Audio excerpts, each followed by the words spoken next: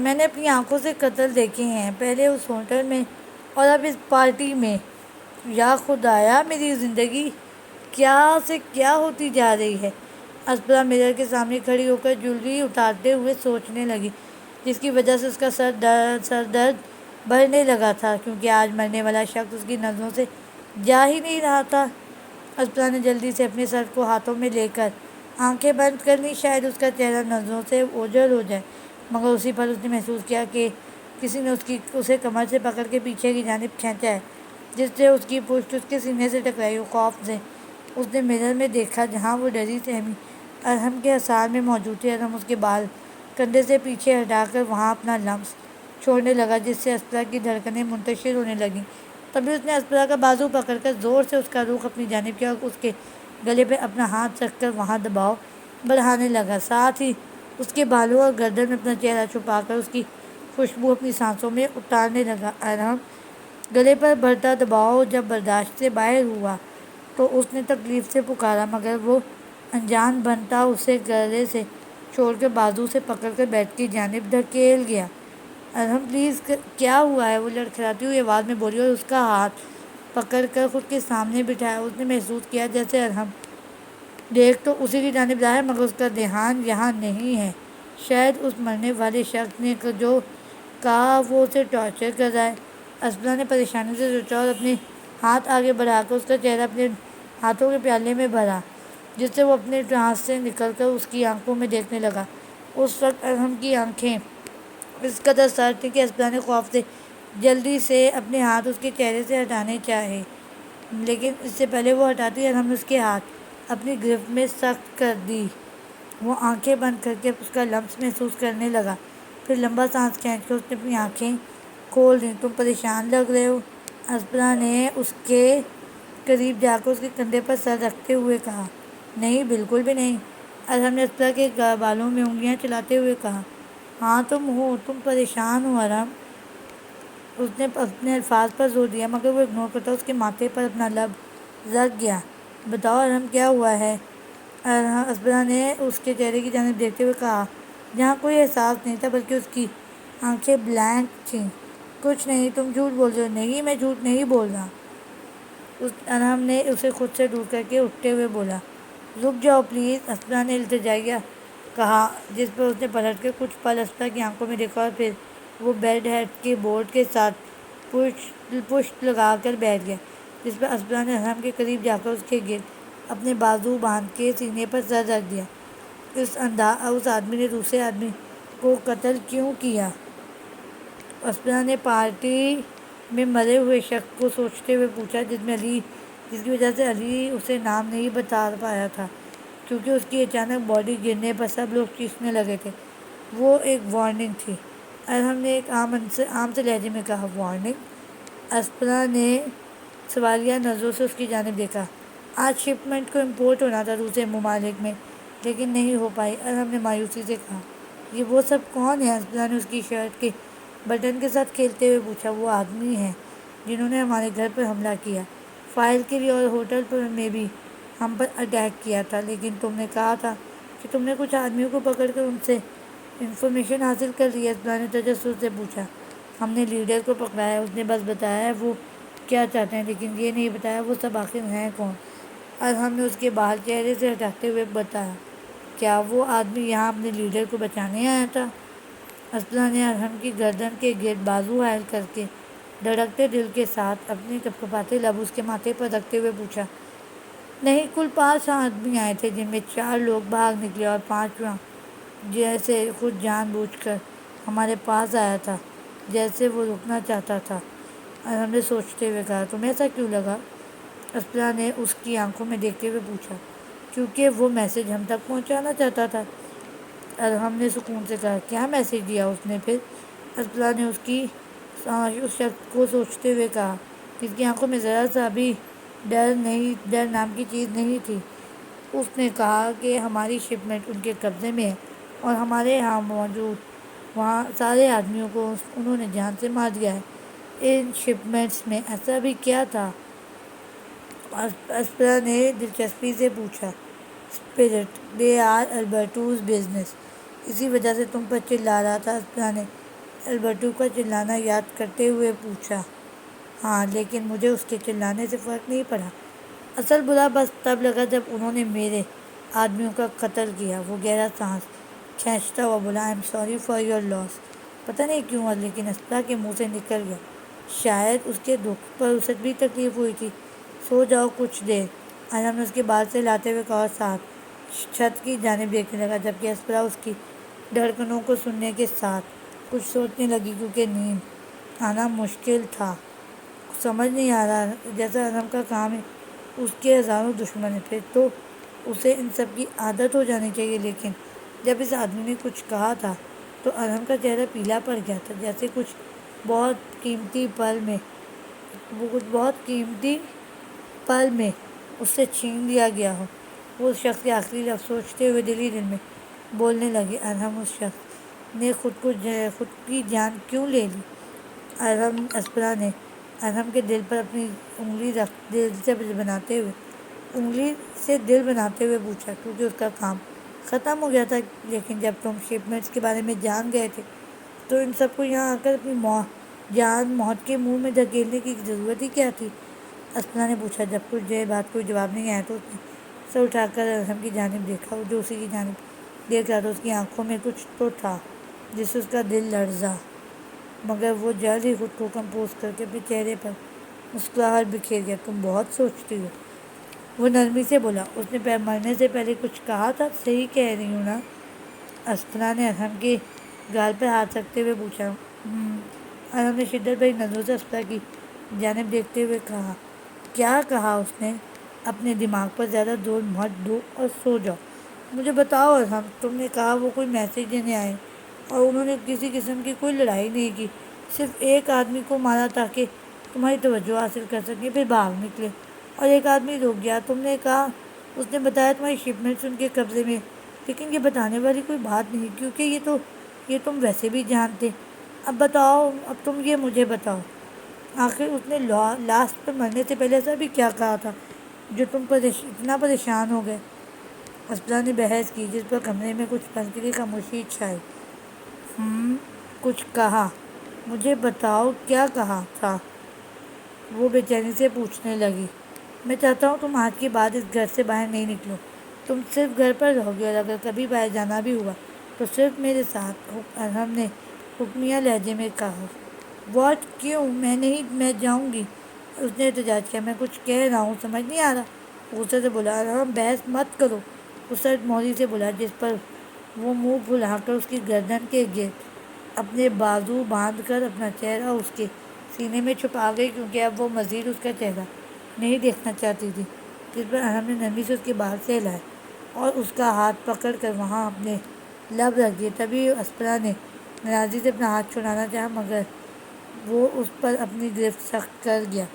Don't move away from me, میں جانتا ہوں میں کیا کر رہا ہوں، اور میں یہ صرف تمہیں محفوظ رکھنے کے لیے کر رہا ہوں، جو میں ہر قیمت پر رکھوں گا، وہ نرمی سے بولا۔ مجھے محفوظ؟ اس نے ناسمجھی سے اس کی جانب دیکھا۔ وہ اس شخص نے خود کو مارنے سے پہلے ایک نام لیا تھا، ارہم نے یاد کر کے سلگتے ہوئے لہجے میں بولا۔ نام؟ وہ اس نے اس کی آنکھوں میں دیکھتے ہوئے تجسس سے پوچھا۔ ہاں، ایک نام۔ ارہم نے اس کی گال اپنے انگوٹھے سے سہلاتے ہوئے اس کی جانب نرمی سے دیکھتے ہوئے کہا۔ اور وہ نام کیا تھا؟ وہ ارہم کے ماتھے سے بال پیچھے کرتے ہوئے پوچھنے لگی۔ اسپرا، عبدالجبار۔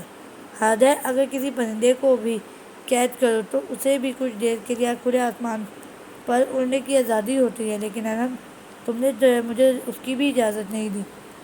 اس پارٹی میں حادثے کے بعد جب ارہم نے اسپرا کا گھر سے نکلنا بالکل بند کر دیا تو وہ پیزا بنانے کے ساتھ ساتھ خود سے بڑبڑانے لگی۔ خود نواب زادہ سارا دن اور کئی بار رات بھی باہر گزار آتا ہے، بس میرا ہی نکلنا منع ہے۔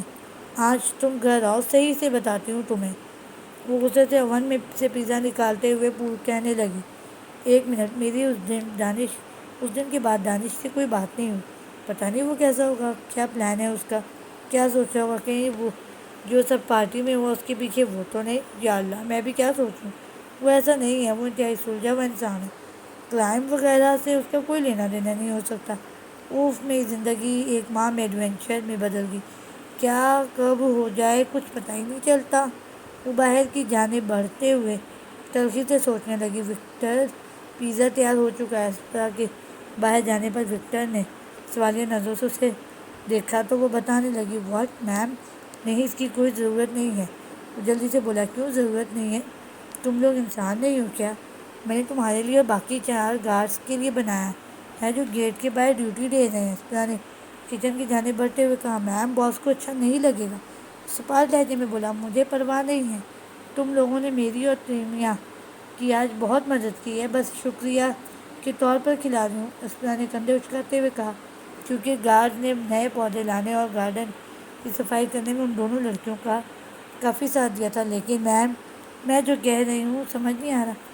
یہ لو پکڑو اور باقی سب کے ساتھ مل کر جا کے کھاؤ۔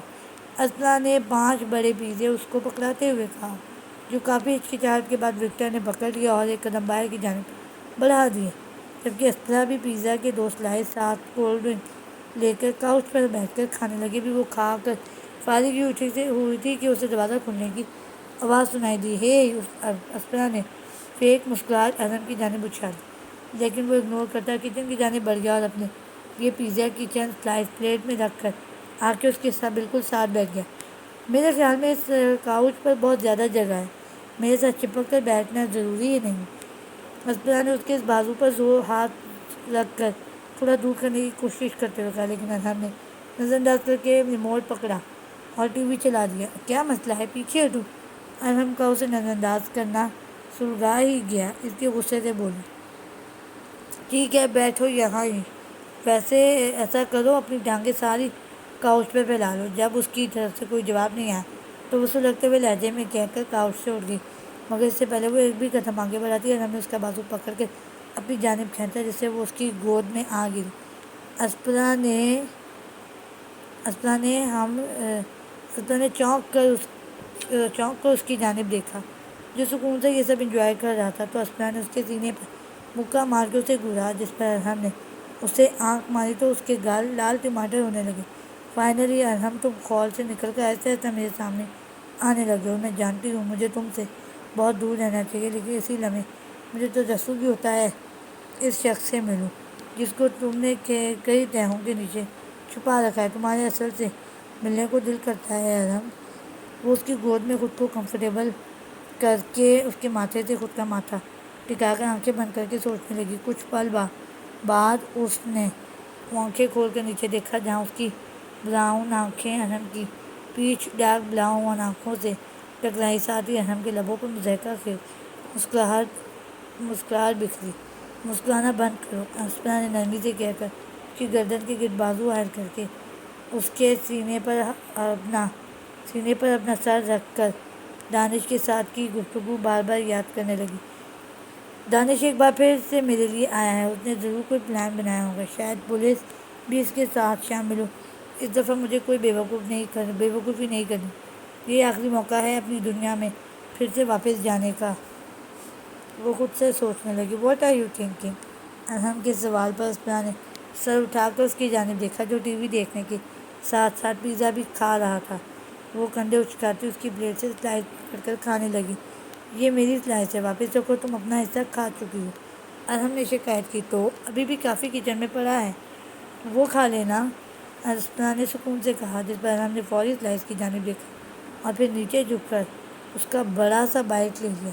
اسپرا نے صدمے سے سلائس کی جانب دیکھا، جو اس نے ابھی تھوڑا سا کھایا اور باقی سب ارہم کے منہ میں موجود تھا۔ تم پیزا چور ہو؟ وہ چیختے ہوئے کہ ایک لفظ پر زور دیتے ہوئے بولی، میں نے پہلے ہی کہا تھا وہ میری سلائس ہے، ارہم نے کوک کا سپ لیتے ہوئے کہا۔ لیکن میں نے بھی کہا تھا کچن میں ابھی کافی زیادہ موجود ہے، وہ گھورتے ہوئے بولی، اور ساتھ جو تھوڑا سا ٹکڑا اس کے ہاتھ میں بچا تھا اسے اپنے منہ میں ڈال لیا، لیکن وہ اسے اگنور کرتا اپنے ہاتھ ٹشو سے صاف کر کے واپس سے ٹی وی دیکھنے لگا۔ تمہارا دن کیسا گزرا؟ اسپرا نے جب دیکھا وہ کھا چکا ہے تو اس سے پوچھنے لگی۔ ناٹ بیڈ، تم بتاؤ اپنا، وہ مصروف انداز میں بولا۔ بہت اچھا، تمہیں بہت پسند آیا جو میں نے لان میں کیا؟ اسپرا نے امید سے اس کی جانب دیکھتے ہوئے پوچھا، جو ٹی وی دیکھ رہا تھا۔ اچھا ہے، ارہم نے عام سے لہجے میں کہا۔ میری طرف دیکھو، اسبرا نے اس کا چہرہ اپنے ہاتھ میں پکڑ کے اس کا رخ اپنی جانب کرتے ہوئے کہا، جس پر اس نے کچھ پل اس کے چہرے کو دیکھا اور واپس سے ٹی وی دیکھنے لگا۔ اسبرا نے گھور کر ٹی وی کی جانب دیکھا، جیسے اس بیچارے ٹی وی کا قصور ہو جو ہم اسے توجہ نہیں دے رہا۔ اس نے ہاتھ آگے بڑھا کے ریموٹ پکڑا اور ٹی وی بند کر دیا۔ اب تمہارا سارا وقت اور توجہ میری ہے صرف۔ جب ہم نے جھٹکے سے اس کی جانب دیکھا تو وہ سکون سے بولی، اب میں دوبارہ پوچھ رہی ہوں، جو میں نے کیا لان میں تمہیں پسند آیا یا نہیں؟ وہ اپنے الفاظ پر واپس سے دہراتے ہوئے پوچھنے لگی، ہاں ہاں مجھے پسند آیا۔ اور ہم نے بوریت سے کہا، you got board of my right of you got board of me right? اور ہم اسپرا نے جھوٹی پریشانی چہرے پر سجاتے ہوئے کہا، اسے لگا ارم اب اسے خود سے دور دھکیل دے گا، مگر اس نے جو کیا اسے شوق کر گیا۔ اسبرا کی بات پر ارحم کی آنکھیں پہنی وہ اور اس نے جھٹکے سے اسے کمر سے پکڑ کے خود کے قریب کیا۔ تمہارا دماغ خراب ہو گیا ہے کیا؟ میں کبھی نہیں مطلب کبھی بھی نہیں تم سے تھک سکتا یا بوریت محسوس کر سکتا۔ آئندہ ایسا فضول کبھی مت سوچنا۔ اس کے گرد اپنی باہوں کا اثار باندھتا جنون سے بولا، جس پر اسپرا کا دل تیزی سے دھڑکنے لگا، کیونکہ اس کے الفاظ اور کہنے کے انداز پر وعدہ تھا۔ اسپرا اس کی باتوں میں مت بہکو، یہ وہی ہے جس نے تمہاری ہنستی مسکراتی زندگی تباہ کر دی ہے۔ دانش کو سوچو پلیز، یہ جو تمہاری وجہ سے اس وقت ویل چیئر پہ موجود ہے، یہ تمہارے دماغ کے پرزے کدھر گھوم رہے ہیں؟ اور ہم نے اسپرا کو خیال میں کوئی دیکھا تو ایبرو چکایا، ہم کہیں نہیں۔ اسپرا نے اس کے ماتھے پر اپنے لب رکھتے ہوئے کہا، میں نے وکٹر کو کچھ سامان لانے کو کہا تھا، شاید اس پر کافی رقم خرچ ہو جائے۔ اسپرا نے ٹاپک بدلتے ہوئے کہا، جتنے چاہیں خرچ کرو، اس میں پریشانی والی کیا بات ہے؟ اور ہم نے ستاروں کی مانند چمکتی آنکھوں سے اسپرا کی جانب دیکھتے ہوئے کہا، جس پر نہ چاہتے ہوئے بھی اس کے دل نے ایک بیٹ مس کی، اور میں سوچی ہوں گھر کے دروازے کی سائڈس کو ڈیکوریٹ کروں، اس کے آس پاس کے ایریا کو، اور اگر تمہیں کوئی پرابلم نہ ہو تو۔ اسپرا نے لب چباتے ہوئے پوچھا، جیسا دل چاہے ویسا ہی گھر سجاؤ، آخر یہ تمہارا اپنا گھر ہے، مجھے کوئی اعتراض نہیں۔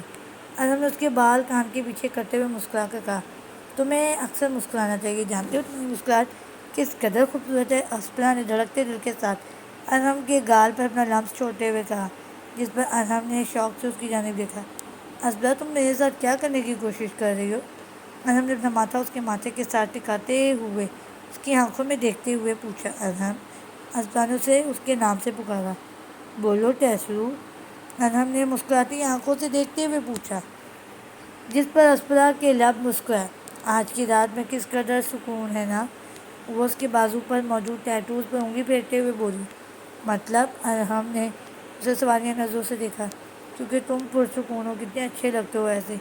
وہ اس کی گردن میں اپنا چہرہ چھپاتے ہوئے بولی، نیند آ رہی ہے؟ ارحم نے اس کی بات کو اگنور کر کے پوچھا، نہیں ابھی نہیں، کیوں تمہیں آ رہی ہے؟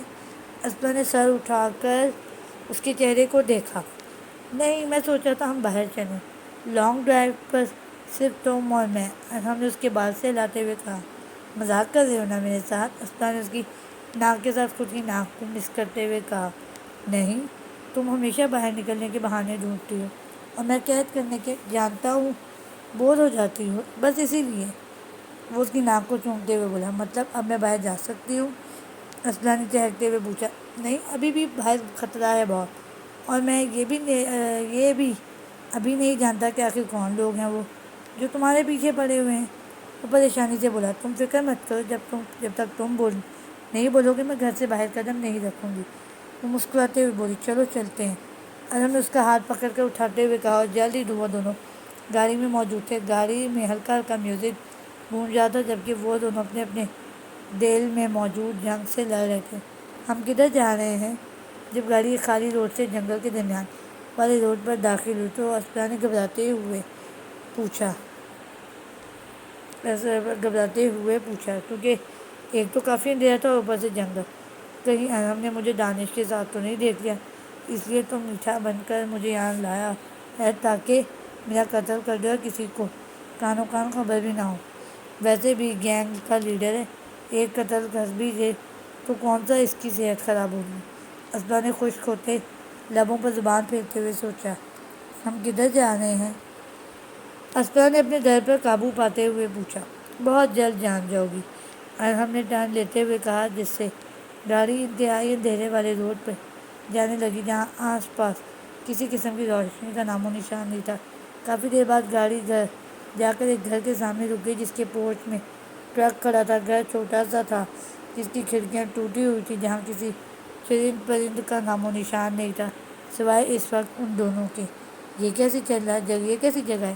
چلو ہمیں چلنا ہے، ہم نے اسپرا کا ہاتھ پکڑ کر جنگل کی جانب چلتے ہوئے کہا۔ جیسے جیسے وہ جنگل کے اندر جانے لگے اسپرا کی سانسیں خوف سے تھمنے لگی۔ ایک دفعہ تو اس نے اپنا ہاتھ چھڑا کر دوسری جانب بھاگنا چاہا، مگر ہم نے اس کے ہاتھ پر اپنی گرفت سخت کر دی، جس پر اسپرا کا دل مزید ڈر سے لرزنے لگا۔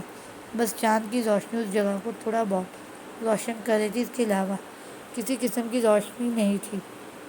ارحم، تم نے مجھے مارنا ہی ہے تو کسی اچھی جگہ موت دو، اتنی خوفناک موت تو مت مارو، وہ پریشانی سے بولی، جس پر ارحم نے رک کے ایک نظر اسپرا کی جانب دیکھا۔ نہ، میں موت بھی لوگوں کو اپنی چوائس کے مطابق دیتا ہوں، وہ سکون سے بولا، جس پر اسپرا کا وجود کپکپایا۔ ارحم، اسپرا نے بے بسی سے پکارا، تم ایسا کیسے سوچ سکتی ہو؟ میں تمہیں یہاں مارنے کے لیے لایا ہوں، اگر مارنا ہوتا تو گھر میں ہی مار کر تمہیں کہیں دفن کر چکا ہوتا۔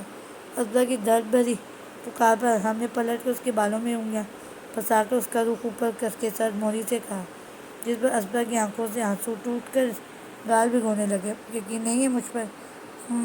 ارحم نے اپنی بیچ ڈارک بلیک آنکھیں اس کی براؤن آنکھوں میں گاڑتے ہوئے پوچھا۔ ایسا نہیں ہے، آئی ٹرسٹ یو، اسپرا نے اس کے گلے لگ کر کہا، لیکن جب اپنے الفاظ کا احساس ہوا تو وہ اپنی آنکھیں بند کر گئی۔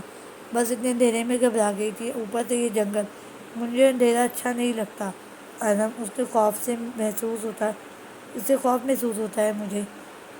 وہ اس کے گرد اپنی باہوں کا احساس سخت کر کے بھیگتے ہوئے بولی، اوہ میری شیرنی، کو اندھیرے سے بھی ڈر لگتا ہے؟ ارحم نے شرارت سے پوچھا۔ نہیں جی، مجھے اندھیرے سے ڈر نہیں لگتا، بس اس جنگل نما اندھیرے سے تھوڑا سا ڈر لگ رہا ہے۔ وہ اس سے دور ہو کر اس کے بازو پر ہلکا سا پنچ مار کر منہ بسوڑتے ہوئے بولی، اچھا چلو بس تھوڑی سی اور واک کر لو، ویسے بھی موٹی ہو رہی ہو۔ ارحم نے اس کا ہاتھ پکڑ کر آگے بڑھتے ہوئے کہا، چھوٹے نہ ہو تو تم ہوگے موٹے، اس کے بازو پر چٹکی بھرتے ہوئے بولی تو، لیکن وہ مسکراتا جھاڑیاں پیچھے کر کے راستہ آگے بڑھانے لگا۔ تم مجھے کم از کم بتاؤ اب کدھر جا رہے ہیں؟ اسپرا نے واپس سے پوچھا۔ جان جاؤ گی ٹیسو، وہ سکون سے بولا۔ دیکھو ارحم، مجھے کسی قسم کی بوریت نہیں محسوس ہوئی، گھر چلو، واپس چلیں۔ تم مجھے لانگ ڈرائیو کے لیے لائے تھے، لانگ واک کے لیے نہیں، اسپرا نے گھنے جنگل کو گھبراہٹ سے دیکھتے ہوئے کہا۔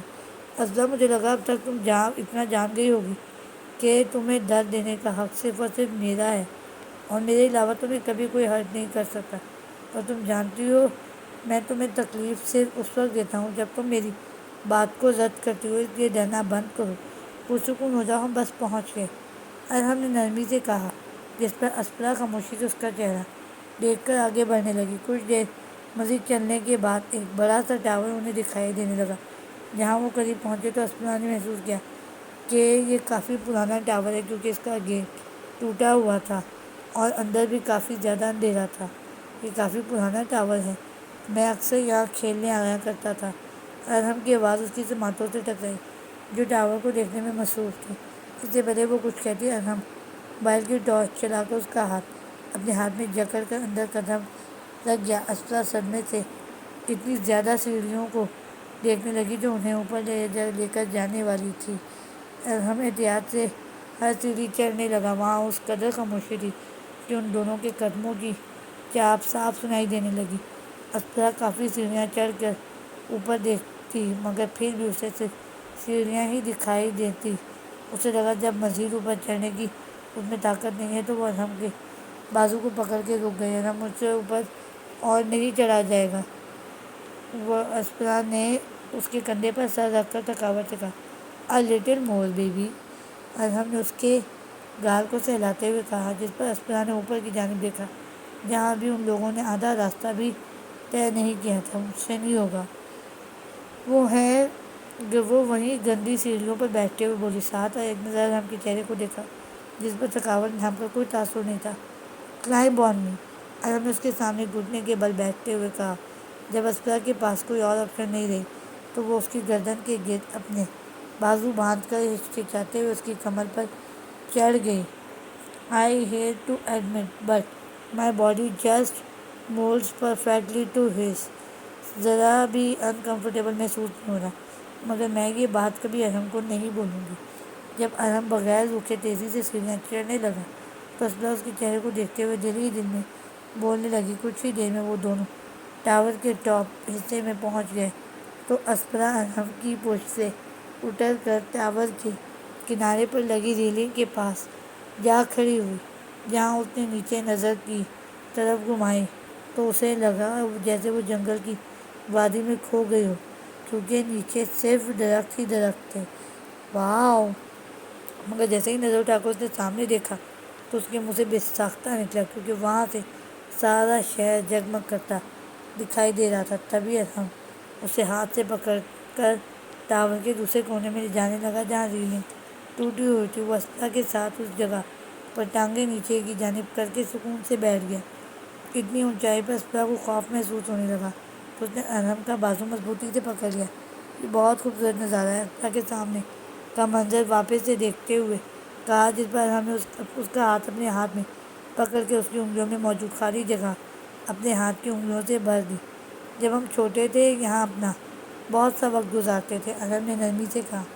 چلو جی، فائنلی اب ارحم کے پچھلے وقت کے بارے میں کچھ پتہ چلے گا۔ اسپرا نے ارحم کی بات پر سوچا۔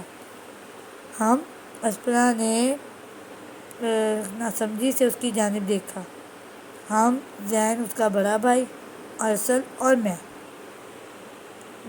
ارحم نے لمبا سانس کھینچا اور پھر بولا، میں نے جس گھر کے سامنے گاڑی پارک کی تھی وہ زین لوگوں کا گھر تھا۔ ارحم کی بات نے اسپرا کی توجہ اس کی جانب کھینچی، مگر اس نے اپنی نظروں کے سامنے شہر کی روشنیوں اور ڈاک درختوں کی جانب رکھا جو ٹھنڈی ہوا چلنے کے باعث ڈانس کرنے میں مصروف تھے۔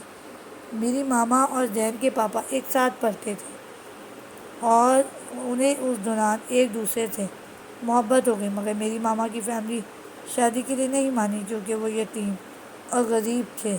پر میری ماما نے ضد کی کہ اگر شادی کروائے گی تو صرف اس سے جس سے انہوں نے محبت کی ہے۔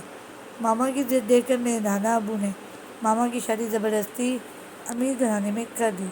شادی کے کچھ ہی دنوں میں انہیں احساس ہو گیا کہ جس سے ان کی شادی ہوئی ہے وہ کوئی انسان نہیں ہے بلکہ مانسٹر ہے۔ ارحم انتہائی ایسری سے بتانے لگا، مگر پھر بھی اس کا ہر لفظ اسپرا کی سماعتوں کے ساتھ ٹکرانے لگا۔ زین کے پاپا اپنی زندگی میں آگے بڑھ گئے اور انہوں نے کسی اور عورت کے ساتھ شادی کر لی۔ 1 سال بعد انہیں اللہ نے بیٹے سے نوازا جس کا نام انہوں نے ارسل رکھا۔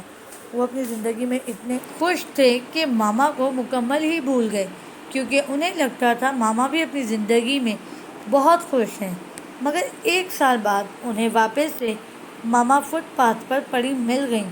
اس وقت وہ 5 ماہ کی پریگننٹ تھیں۔ زین کے پاپا انہیں اپنے ساتھ اپنے گھر لے گئے۔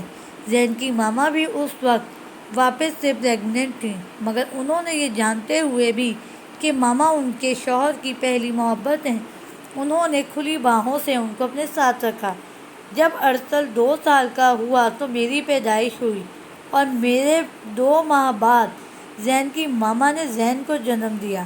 اسپرا کا دل کیا وہ آگے کی اس کہانی کا ایک لفظ بھی نہ سنے، کیونکہ اسے اندازہ ہو گیا آگے کیا ہوا ہوگا۔ جیسے ابھی اس گھر کی حالت ہے، لگتا ہے وہ تینوں اس دنیا سے چلے گئے ہوں گے اور پیچھے ان تینوں نے کرائم کی دنیا میں اپنے قدم رکھ لیے۔ بس کیا یہ کہانی مجھے میرے ماں باپ لوٹا دے گی؟ دانش کو واپس سے اس کے قدموں پر کھڑا کر دے گی؟ مجھے میری زندگی واپس مل جائے گی؟ وہ غصے سے سوچنے لگی، مگر اسی پل ارحم کی آواز نے پھر سے اس کا دھیان اپنی جانب کھینچا۔ ہم تینوں اکٹھے بڑے ہونے لگے۔ زین کے پاپا دن رات محنت کرتے اور ان کی محنت کا نتیجہ تھا کہ انہوں نے 3 ٹرک خرید لیے، جبکہ ان کے علاوہ میری اور زین کی ماما سویٹر بن کر لوگوں کو بیچتی۔ اس طرح ہم سب کی زندگی اچھی گزرنے لگی۔ یہ جو اتنا ویرانہ ہے، یہ جگہ ایسی نہیں ہوا کرتی تھی۔ یہاں آبادی تھی، لوگ رہتے تھے یہاں اپنی فیملیز کے ساتھ۔ ارحم نے سامنے کافی دور گلی کی جانب اشارہ کرتے ہوئے کہا، جو اب ویران پڑی تھی۔ یہاں کے لوگ بہت ہنسمکھ اور ملنسار تھے۔ ماما کے اتنا عرصہ یہاں پر گزار دینے پر انہوں نے کبھی ماما کی کردار کشی یا فضول بکواس نہیں کی کہ ہم لوگ کس رشتے سے ادھر رہ رہے ہیں۔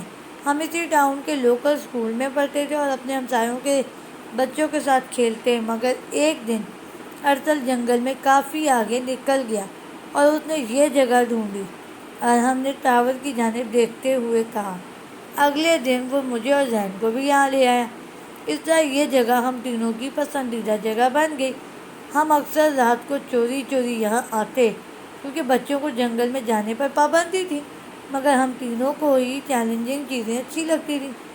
ہم لوگوں کے سونے کے بعد یہاں بھاگ آیا کرتے تھے، اور ہم نے وہ وقت یاد کرتے ہوئے کہکا لگا کر کہا، جس پر اسپرا نے پلٹ کر انہم کی جانب دیکھا جس کی آنکھوں میں سچ میں خوشی تھی۔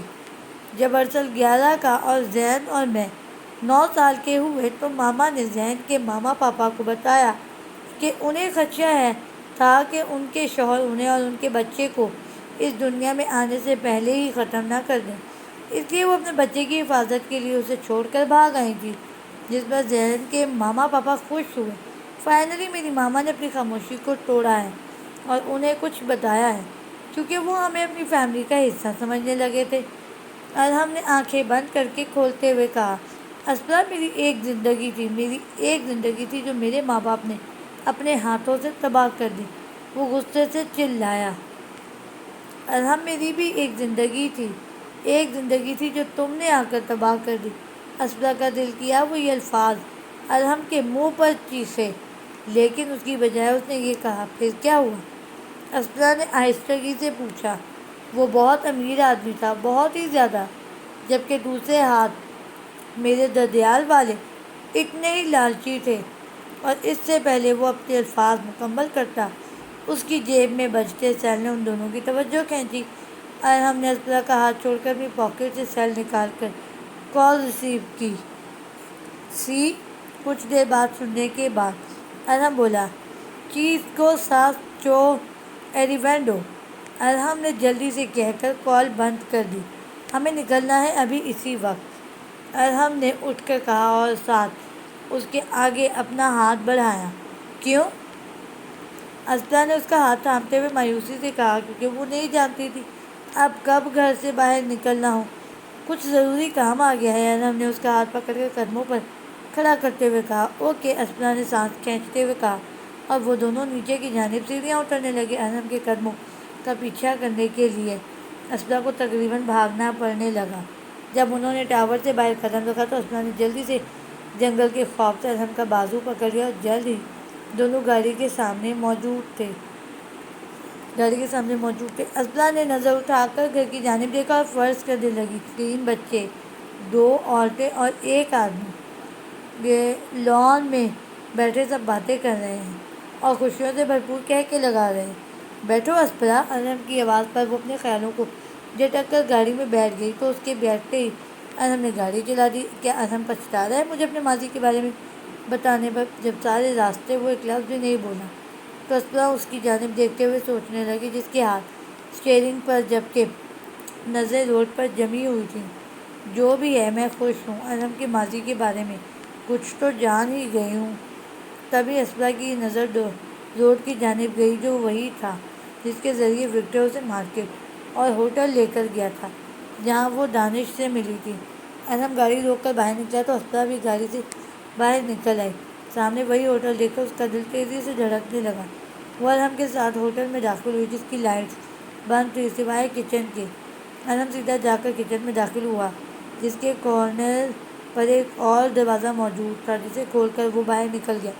اسپرا بھی اس کے پیچھے پیچھے باہر نکل گئی، لیکن کھلے آسمان کے نیچے جا کر گندی سی اسمیل اس کے ناک سے ٹکرائی تو اس نے جلدی سے ہاتھ اپنے ناک پر رکھ لیا، ساتھ ہی نظر گھما کر یہاں وہاں دیکھا جہاں لوگ جانوروں کا گوشت کاٹنے میں مصروف تھے اور ہر طرف خون اور پانی بکھرا پڑا تھا، جبکہ ارحم آرام سے قدم آگے بڑھاتا گیا جیسے اس کے لیے یہ کوئی بڑی بات نہیں۔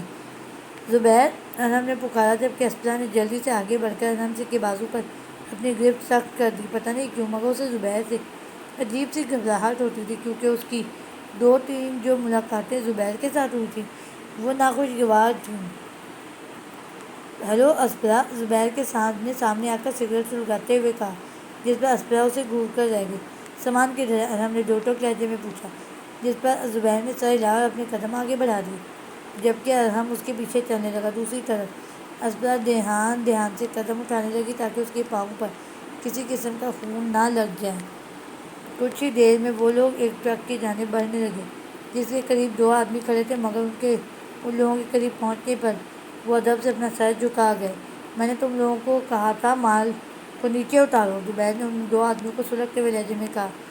لیکن سر، علی نے کہا تھا تب تک نہ اتاریں جب تک باس خود نہ دیکھ لیں، ایک آدمی نے خوف سے ارحم کی جانب اشارہ کرتے ہوئے کہا، جس پر زبیر نے آگے بڑھ کر سامنے پڑے مال پر سے کپڑا ہٹا دیا۔ اسپرا نے ارحم کے بازو کا سہارا لے کر تھوڑا اوپر ہو کر ٹرک میں دیکھا، آخر اس میں ایسا ہے بھی کیا؟ مگر وہاں بہت ساری بندوقیں دیکھ کر اس کی سانسیں تھمی، جبکہ ارحم نے صرف ایک نظر انہیں دیکھا۔ کیا تم انہیں چیک نہیں کرو گے؟ زبیر نے سوالیہ نظروں سے پوچھا۔ مجھے تم پر یقین ہے، ارحم کہہ کر دوسرے 2 آدمیوں کی جانب مڑا۔ انہیں نیچے اتارو، وہ ان دونوں کو حکمیہ لہجے میں بولا۔ ارحم، ایک آواز پیچھے سے ان کی سماعتوں سے ٹکرائی، جس پر سب نے پلٹ کر پیچھے دیکھا، جہاں علی ان کی جانب آ رہا تھا۔ تم ٹھیک ہو؟ ارحم نے اس کی جانب دیکھتے ہوئے پوچھا۔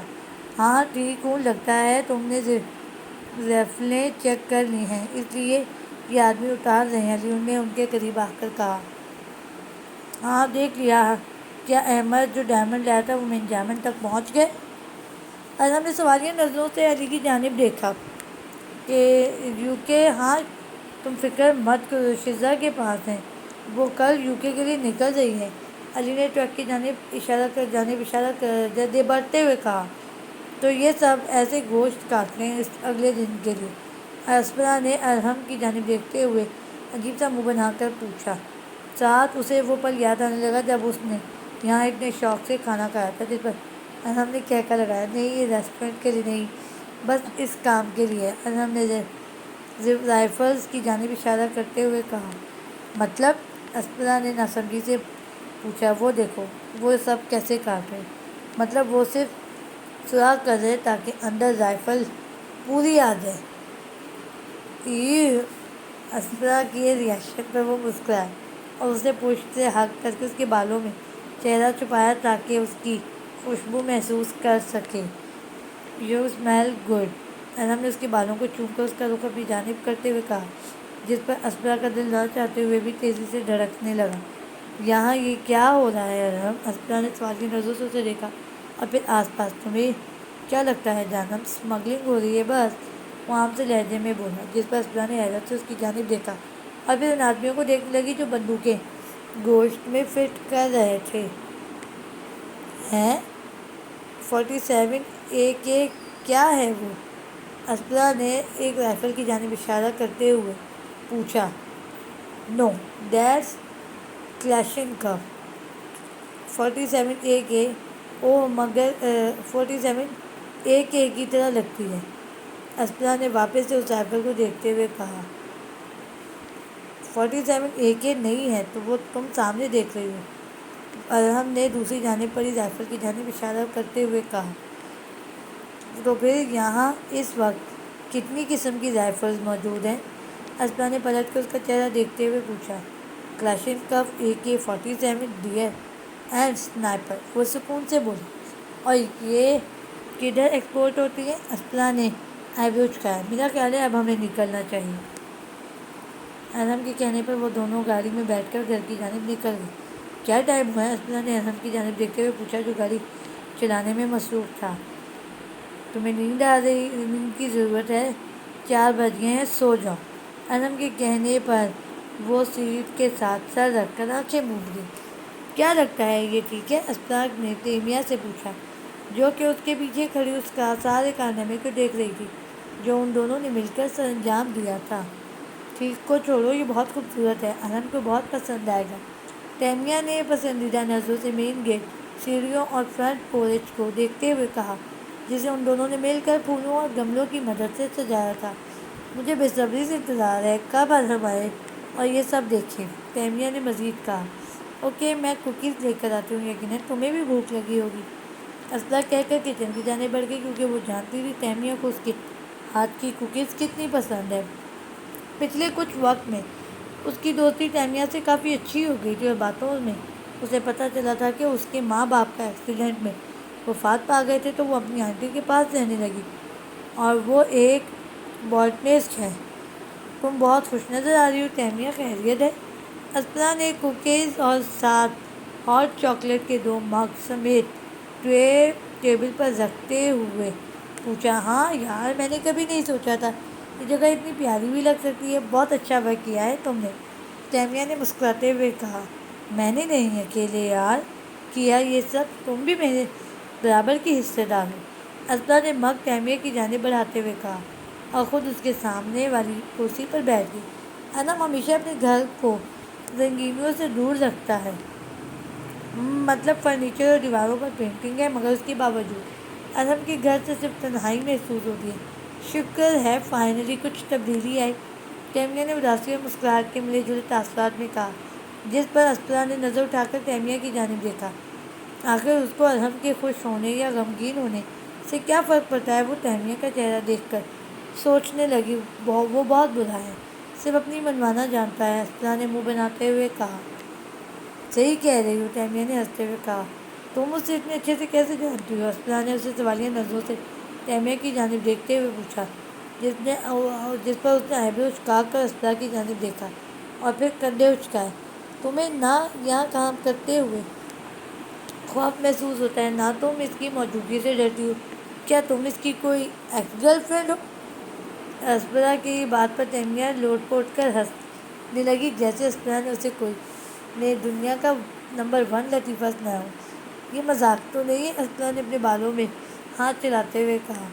خیر، میرے لیے یہ کسی مذاق سے کم نہیں ہے، ایکچولی ارحم کی کبھی کوئی گرل فرینڈ ہی نہیں رہی، یہاں تک کہ وہ لڑکیوں کی کوئی خاص عزت بھی نہیں کرتا تھا، اور اس کی نظر میں یہ ریلیشن شپ وغیرہ سب بکواس تھا۔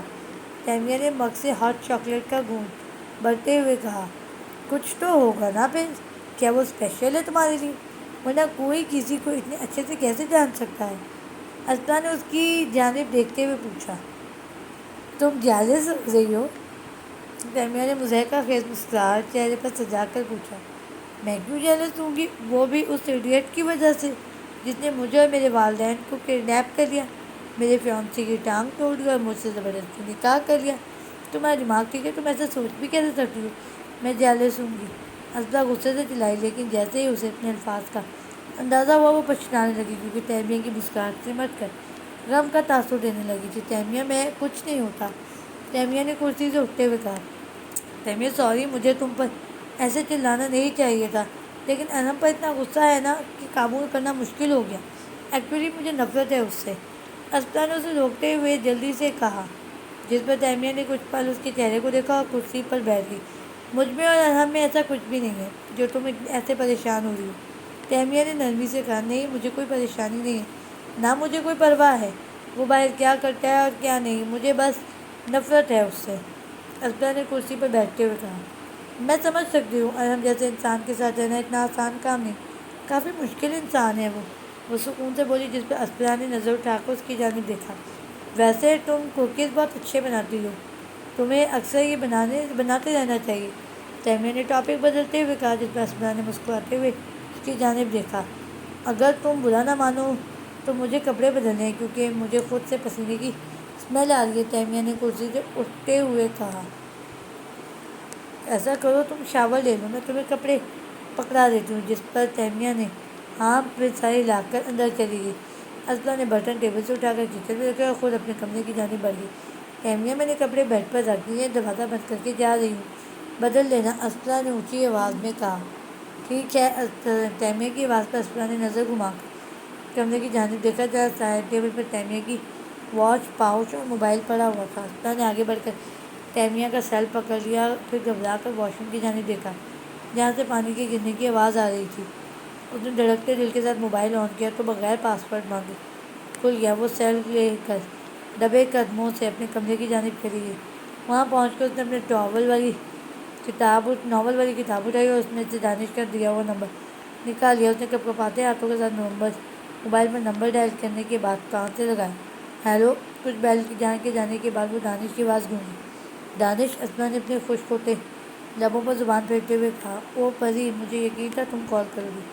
وہ اسپنا کی بات پہ چاندتے ہوئے بولا، مجھے وقت ہی نہیں ملا، میں صرف جانتا ہوں اسپنا، میں بس چل جاتا ہوں، تم گھر کے پچھلے دروازے سے باہر نکلا گھر کی اور جنگل کی جانب چلنا، تمہیں کسی قسم کا ڈر نہیں لینا، صرف سیدھا چلنا ہے، تمہیں اپنی دائیں جانب ایک بنیان کا درخت ملے گا، اس درخت کے پاس بلیک کلر کا شاپر ہے، اس کے نیچے تم مٹی کھدوائی کرو گی تو سیل موجود ہے، تم نے وہ موبائل لے کر اس کے ذریعے میرے سے رابطہ کرنا ہے، ٹھیک ہے؟ اسپنا کی بات کرتے ہوئے وہ جلدی سے بتانے لگا، دانش پہلے تم مجھے بتاؤ، تمہیں کیسے پتہ چلا میں کدھر ہوں؟ کیا چل رہا ہے یہ سب؟ کچھ بھی مجھے بتاؤ بیبی، تم مجھ پر یقین کرتی ہو نا؟ پھر جیسا کہہ رہا ہوں کرو، ویسے بس ابھی کسی قسم کا سوال مت کرو، میں تمہارے فون کا انتظار کروں گا، ٹھیک ہے؟ لیکن اوکے، میں انتظار کروں گا، وہ کہہ کر کال کاٹ دیے، جبکہ اسپنا موبائل کو گھور کر رکھی، پھر اس نے جلدی سے موبائل سے نمبر ڈیلیٹ کیا اور پھر کال ہسٹری چیک کی، مگر وہاں نمبر موجود نہیں تھا۔ وہ واپس سے دبے قدم چلتی تہمیہ والے کمرے میں گئی اور سائڈ ٹیبل پہ رکھ دیا موبائل۔ شکر ہے میں نے تہمیہ کے باہر نکلنے سے پہلے رکھ دیا سیل واپس، اسپنا نے کمرے سے باہر نکل کر لمبا سانس کھینچتے ہوئے دل ہی دل میں کہا، شکر ہے فائنلی اب مجھے یہاں سے آزادی مل جائے گی۔ تہمیہ کے چلے جانے کے بعد اسپنا نے پچھلے دروازے کی جانب بڑھتے ہوئے دل میں سوچا، مگر وہاں پالتو کتے کی طرح کھڑے باڈی گارڈز اور اوپر سے باہر اندھیرے کو دیکھ کر وہ واپس اندر آ گئی، کیونکہ اس وقت باہر نکلنا سراسر بے وقوفی تھی۔ ابھی وہ واپس اپنے کمرے میں جانے ہی لگی تھی کہ ڈور بیل کے بجنے کی آواز پر وہ خوف سے اٹھ گئی، مگر اپنی دھڑکنوں کو معمول پر لا کر وہ دروازے کی جانب گئی۔ ڈیمن وکٹر، تم نے مجھے ڈرا دیا، تم اس وقت یہاں کیا کر رہے ہو؟ اسپنا نے جب سامنے وکٹر کو دیکھا تو فوری بولی، سوری میم، لیکن باس نے کہا ہے کہ آپ کو ابھی اسی وقت ان کے پاس چھوڑ کر آؤ، وہ سپاٹ لہجے میں بولا، جس پر اسپنا کا دل خوف سے دھڑکنے لگا۔ اس وقت؟ اسپنا نے پریشانی سے پوچھا۔ جی میم، یہی حکم ہے۔ اوکے، تم ویٹ کرو، میں کوٹ پہن کر آتی ہوں، اسپنا کہہ کر کمرے میں گئی اور کوٹ پہن کر نیچے آ گئی۔ کچھ ہی دیر میں وہ وکٹر کے ساتھ کیسینو کی عمارت کے سامنے کھڑی تھی۔ وکٹر نے کچھ ڈائل کیا تو دروازہ کھل گیا اور وہ دونوں اندر داخل ہو گئے۔ وکٹر خاموشی سے آگے کے چلنے لگا، جبکہ اسپنا اس کے پیچھے قدم بڑھانے لگی۔ ایلیویٹر میں جا کر وکٹر نے کچھ بٹن دبائے تو لفٹ نیچے کی جانب 1 فلور پر جانے لگی۔ اسپنا نے سوالیہ نظروں سے وکٹر کی جانب دیکھا۔ یہ بلو دا گیرج؟ اوہ، اسی لیے تم نے ایک کے بعد کئی اور ڈیجٹس دبائے؟ اسپنا نے سوچتے ہوئے پوچھا۔ یہ نیچے کی جانب جانے کا کوڈ ہے، وہ سکون سے بولا۔ اور اس طرح کے اور کتنے فلور ہیں؟ اسپنا نے وکٹر کی جانب دیکھتے ہوئے پوچھا۔ صرف یہی ہے۔ اس کے بعد لفٹ کھلی اور وہ دونوں ایک کمرے میں داخل ہو گئے جو ارحم کے آفس کی طرح لگ رہا تھا، جیسے بالکل گھر میں موجود تھا جہاں اسپنا جب گھر میں حملہ ہوا تھا تو علی کے ساتھ گئی تھی، بالکل ویسے ہی شیلف نما دیوار دھکیل کر وہ آگے بڑھ گئے۔ ایسی جگہ پر بلانے کا مقصد کیا ہے؟ کہیں ارحم کو دانش کے بارے میں تو پتہ نہیں چل گیا؟ کافی وقت سے ارحم نے مجھے ٹارچر نہیں کیا، اور اس کا یہ مطلب نہیں کہ وہ کرنا بھول گیا، کہیں دانش نے واپس آ کر سوئے ہوئے شیر کو جگا تو نہیں دیا؟ اسپنا میم، ہمیں چلنا ہے، پلیز چلیں۔ وکٹر کی آواز سے خیالوں کی دنیا سے حقیقت میں لائی، جہاں وہ سیڑھیوں کے سامنے کھڑی تھی۔ مجھے گھر جانا ہے، اسپنا نے لجائیے کہا، جیسے کوئی کڈنیپ ہوا بچہ اپنے کڈنیپر سے کہتا ہے، پلیز مجھے جانے دو۔ بالکل ویسے ہی بے بسی اس کی آواز سے جھلک رہی تھی۔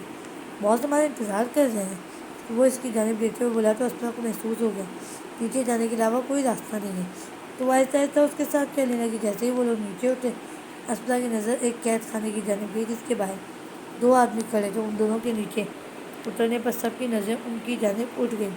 ذہن اس کے دائیں جانب دیوار کے ساتھ پوچھ لگائے کھڑا تھا، جبکہ علی اس کی بائیں جانب کھڑا تھا، جبکہ بیل اس کے سامنے کھڑا تھا، جبکہ ارحم اس کی جانب پشت تھی۔ کمرے میں جان لیوا خاموشی تھی۔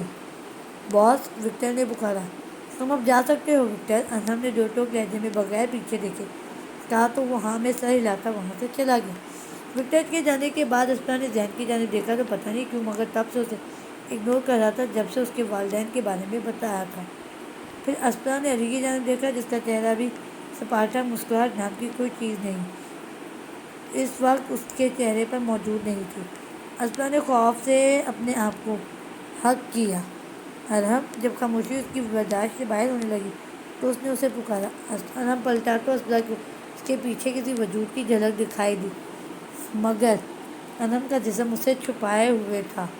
جب اسپرا کی نگاہ ارحم کی بلیک پیچ ڈارک آنکھوں سے ٹکرائی تو اس کی ریڑھ کی ہڈی میں خوف کی سنسنی دوڑی، کیونکہ وہ اس وقت انتہائی کولڈ لگ رہی تھی، بالکل ویسی آنکھیں جب ارحم نے اسپرا اور بیلا کو پہلی دفعہ کڈنیپ کروایا تھا۔